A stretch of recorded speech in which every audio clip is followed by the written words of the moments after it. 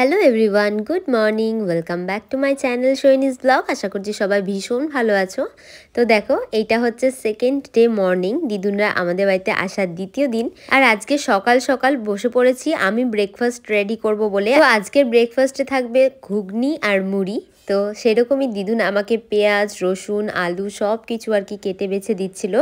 আর আমি পুরো ঘুগনিটা রেডি করে নিয়ে তাড়াতাড়ি করে দাদু দিদুনকে খাবার দাবার দিয়ে তোমাদের দাদা ভাইকে দিয়ে দিলাম। এরপর আমি আবার খেয়ে নিলাম। আর তাড়াহুড়োই করছিলাম বলতে পারো, তার কারণ তাড়াতাড়ি করে খাওয়া দাওয়া করে রেডি হয়ে আবার বেরোবো তোমাদের দাদা ভাইয়ের সাথে বাজারে। হ্যাঁ, আজকে ঠিক করেছি আমি যাব বাজারে আর নিজে গিয়ে বাজার করে আনবো। এইদিকে দিদুন বারবার বলছিল যে বাম মাছ খাবে। আসলে দিদুন বাম মাছ খেতে ভীষণ ভালোবাসে, অন্যদিকে দাদু আবার বাম মাছ খায় না। তো দুজনের জন্য দুরকম। দাদু আবার পাতলা মাছের সবজি দিয়ে ঝোল ভীষণ পছন্দ করে। এইদিকে গলদা চিংড়িগুলো দেখে আমার মনে হচ্ছিল নিয়ে নিই, তবে দুরকম তো নিচ্ছি, এটা নিলে আবার 3 রকম, অনেক ঝামেলা হয়ে যাবে রান্নাতে আজ। এছাড়াও গতকাল চিংড়ি মাছ নিয়ে গিয়েছিল তোমাদের দাদাভাই, সেটা করেছিলাম। তাই আজকে বাঁশপাতা মাছ নিয়েছি দাদুর জন্য।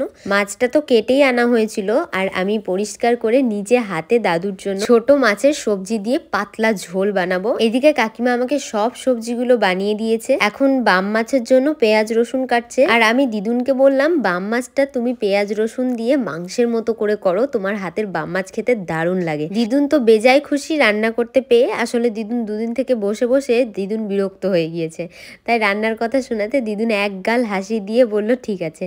আর এদিকে আমি ছোট মাছটা প্রায় রেডি করে দিয়েছি। আর এদিকে দেখো কাকিমা বাম মাছটা কেটে রেখেছে, ধুয়ে রেখেছে। আর এদিকে একটু মাছের তেলও এনেছিলাম বড়া করব বলে। এই শীতের দিনে গরম গরম মাছের তেলের বড়া খেতে কারা কারা পছন্দ করো বলো তো? আমি তো এইসব খাবার পটু, তাই ভীষণ ভালোবাসি। নিজে হাতে একদম মাছের তেলের বড়া রেডি করে নিয়েছি। এখন সবাই গরম গরম মাছের তেলের বড়া খাবো, আর এদিকে রান্না বান্না করব। তো কাকিমা সব কাটা বাছা করে চলে গিয়েছে, আর এদিকে আমার ছোট মাছের ঝোলও হয়ে গিয়েছে। এখন পালা দিদুনের বাম মাছটা রেডি করার। তাই দিদুন নিজের মতো করে আর কি বাম মাছের ঝোলটা করছে। আর সত্যি বলতে বাম মাছের ঝোলটা এত টেস্টি হয়েছিল যে তোমাদেরকে বলে বোঝাতে পারবো না। তো চলো আজকের মেনুতে কি কি ছিল দেখাই। প্রথমেই ছিল সাদা ভাত, এরপর ছিল হচ্ছে ছোট্ট মাছের পাতলা করে ঝোল, আলু পেঁয়াজ কুলি ভাজা, মাছের তেলের বড়া, পালং শাক, সব সবজি দিয়ে, আর দিদুনের হাতের স্পেশাল বাম মাছের ঝোল। তো দারুণ ছিল সবকিছু। এদিকে আমি সবার জন্য থালা রেডি করে দিয়েছি। এখন খাওয়া দাওয়ার পালা। আর থালাটা সাজিয়ে গুছিয়ে দিলে এত ভালো লাগে দেখতে যে কি বলবো। তো গল্প করতে করতে আড্ডা দিতে দিতে আর কোনো ক্লিপই নেওয়া হয়নি। খালি সন্ধ্যাবেলা তোমাদের দাদাভাই একটু ফুচকা এনেছিল, সেটাই ক্লিপ নিয়ে রেখেছি।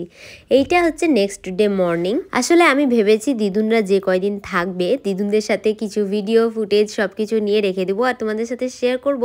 এটা একদিকে স্মৃতি হয়ে থেকে গেল, আর আমরা কিভাবে দিনগুলো কাটাচ্ছি সেগুলোও তোমাদের সাথে শেয়ার করা হবে। এদিকে সবাই সকাল সকাল টিফিন করে নিয়ে চলে গেল যে যার মতো কাজে। আর এদিকে আমি স্নান ধান সেরে নিয়েছি, তখন বাজে 11টা। আর হঠাৎ করে জানতে পারি কাকিমা আজকে আসতে পারবে না। শুনে তো এক প্রকার তাড়াহুড়ো লেগে গিয়েছিল, তার কারণ এখন সব সবজি কেটে বেছে ধুয়ে রান্না করা মানে তো অনেকটাই চাপ। তো যেহেতু দিদুন ছিল তাই আমার আর প্রবলেম হয়নি। দিদুন সব কাটা বাছা করে দিয়েছিল, আর আমি সব রান্নাবান্নাগুলো করেছিলাম। তো সেই রকমই দিদুন আর আমি টুকটুক টুকটুক করে রান্না করছি। দেখো কি ভালো লাগছিল না? সত্যি স্পেশাল মোমেন্ট এগুলো এক একটা। আর এইগুলোই আমি চাই যে স্মৃতি হিসেবে রেখে দিতে আর তোমাদের সাথে শেয়ারও করতে। তো যাই হোক, দিদুন সব কাটা বাছা করে রেখে দিয়েছিল, আর আমি সব রান্নাবান্নাগুলো করেছিলাম। দিদুন ওইদিকে চলে গিয়েছে কালকের জন্য শাকটা বেছে রাখতে। আর এখন প্রায় শেষের দিকে, মানে সব সবজি ভাজাভাজি হয়ে গিয়েছে। এখন একদিকে ভাতটা বসিয়ে দিলাম, একদিকে তরকারিটা হচ্ছে, আর রুটির আটাটাও দিদুন মেখে দিয়েছে। এখন রুটিটা করার পালা। বাঁধাকপিটাও প্রায় হয়েই এসেছে, আর কিছুক্ষণ অপেক্ষা করলে হয়ে যাবে। তো রান্না করতে করতে মাঝে মাঝে নিজেরও একটু ভিডিও ক্লিপ নিয়ে নিচ্ছিলাম। তো চলো আর দেরি না করে রুটিটা করে নিই। তো প্রথমে আমি রুটিটা বেলে ভেজে নিচ্ছিলাম। এদিকে দাদু স্নান করবে বলে একটু তেল নিতে এসেছিল।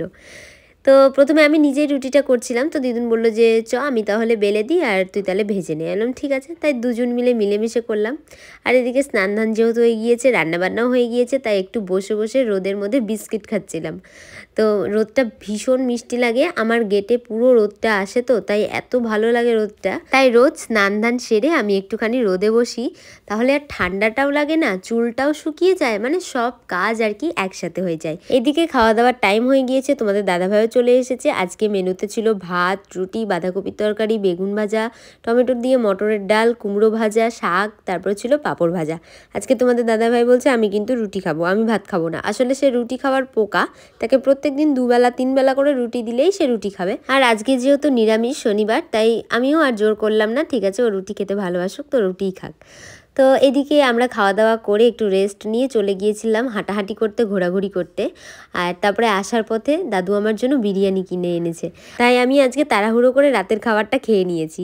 এদিকে তোমাদের দাদাভাই আসার সময় খাজা, মিষ্টি, তারপরে দই সব কিছু নিয়ে এসেছে, তাই বাটি করে দিদুনদেরকে মিষ্টি, খাজা, দই সব কিছু দিয়ে বসিয়ে দিয়েছি। দিদুনরা এখন খাওয়া দাওয়া করুক। আজকের মতো কিন্তু এই পর্যন্তই।